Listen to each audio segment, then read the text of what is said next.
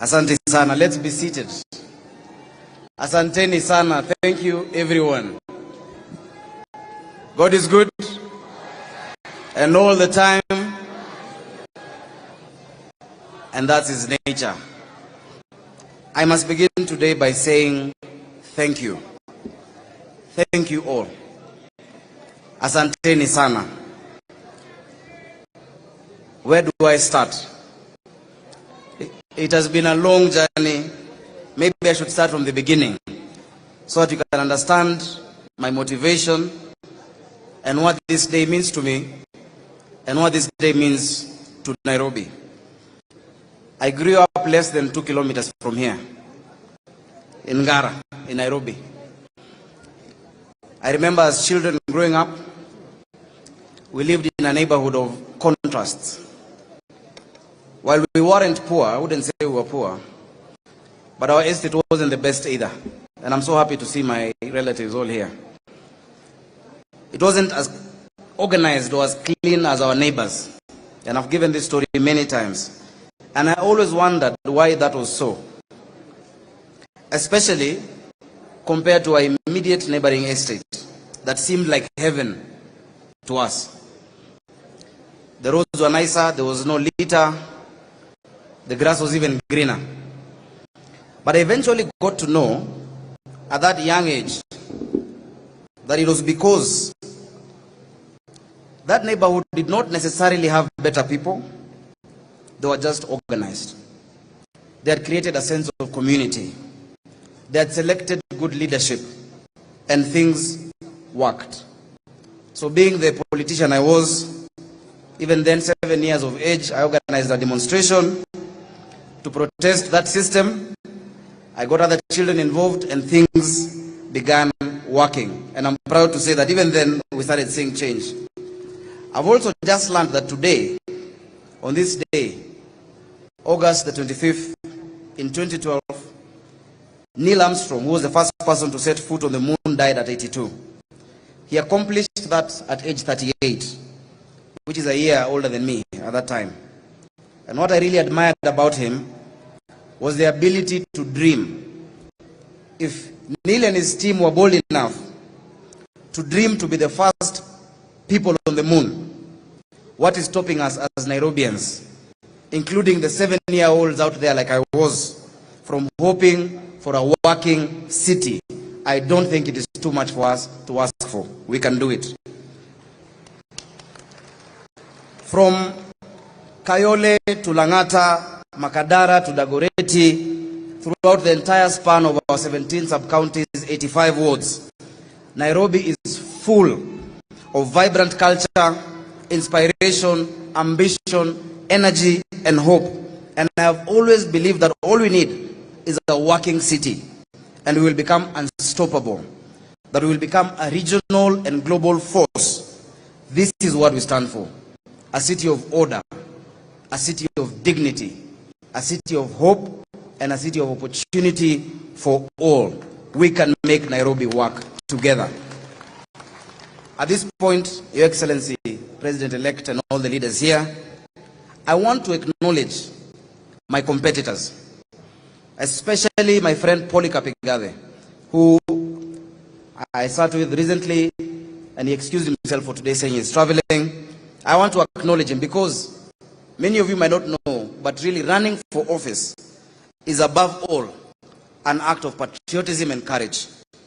And like any race, the best political contest challenge candidates to their very best and to the end of their wits. So thank you, Polycarp Igathe, for engaging on the issues and for moving our county and our politics forward in the most positive way. You are a true embodiment of siasa safi, which I believe in. Thank you, Polycarp. And also thank you for all the other candidates. I've seen my friend Haman Grewal somewhere here. You saw him at the earlier debate. He did very well. Thank you, Haman, for being here. And we hope that we can all work together because the politics is over now. Nairobians want services. Nairobians want all our ideas moving together for the sake of the city of Nairobi. It would be remiss for me to talk about Nairobi that we aspire to have without recognizing the many, many individuals and leaders on whose shoulders it's an honor for us to stand. The story of Nairobi has been a story that has been unfolding for decades. It has many authors. This is just a new chapter, and I hope this will be its best chapter yet. From the first mayor of Nairobi, Charles Rubia, to the last mayor, George Aladwa. From the first governor under this constitution, Governor Evans Kidero, to Governor Mike Sonko Mbuvi, Governor Ann Kananu, my sister who is here, as well as Major General Badi of the NMS, thank you. And thank you to all the others who have faithfully served this county.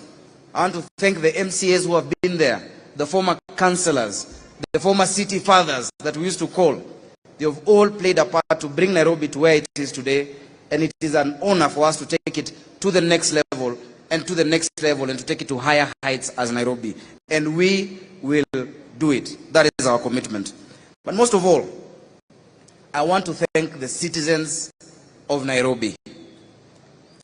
The quality of any democracy is defined by the caliber of its citizens. And in this election, the citizens of Nairobi proved their mettle and made this country proud. We actively engaged in the process.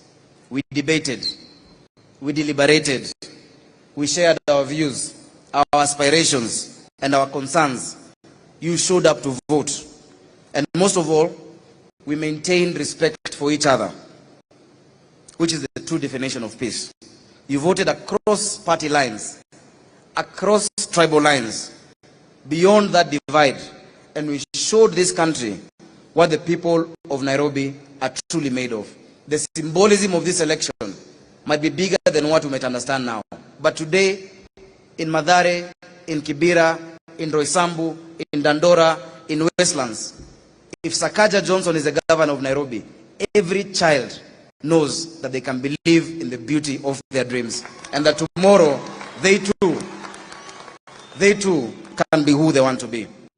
I'm going to be honest, this was an improbable campaign when we set out about a year or two ago. It was a campaign not based on personal identities, but on the promise of shared ideals and ideas.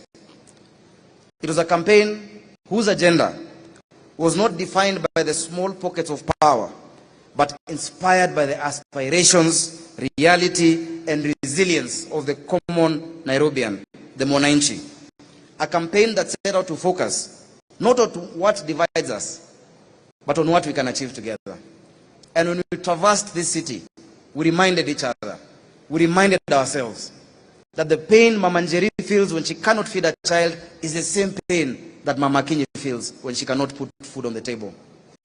That the Kikuyu dreams in the same way as the Kalenjin and the Luo, has the same aspirations as the Luya, that they are not opposed to each other.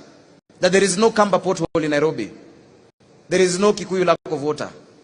There is no Masai hunger. That we have more that unites us than what divides us as a city.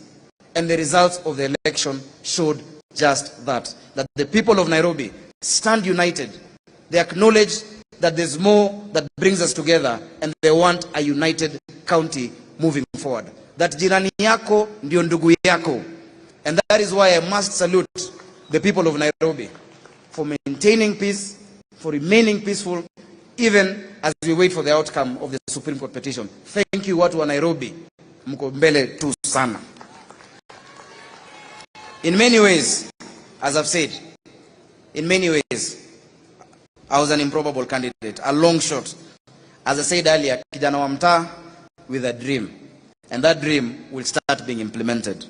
As weeks turned to months, a campaign turned into a community, small at first, and then bigger, diverse, dynamic, disruptive, until what started as an impossible, improbable campaign, in what I feel has been a journey that I started when I was 7 years old, to some very naive, to others frankly a bit insane. What started with that improbability, led by an improbable candidate, today becomes an irrevocable commitment by your governor to yourselves. And the commitment, I'm seeing my daughter is having a lot of fun. She'll watch one day. The commitment is a commitment. She's dancing with the Lady Justice, with the President-elect. She's just like my mom. It is a commitment we're making, not just to those who voted for us, or even those who voted at all, but to every single citizen of this county. And it is simple. We will work with you to build a Nairobi whose hallmark is order, that upholds the dignity of all its citizens, that democratizes hope and creates opportunities for all. That our people deserve dignity. That the days of leaving your house and coming back in the evening to find a demolished structure are over in the county of Nairobi. That the days of innocent traders and hawkers just plying their trade because the administration has not provided for them, being chased and bungled into rust-filled contraptions by my good officers in the county, are over.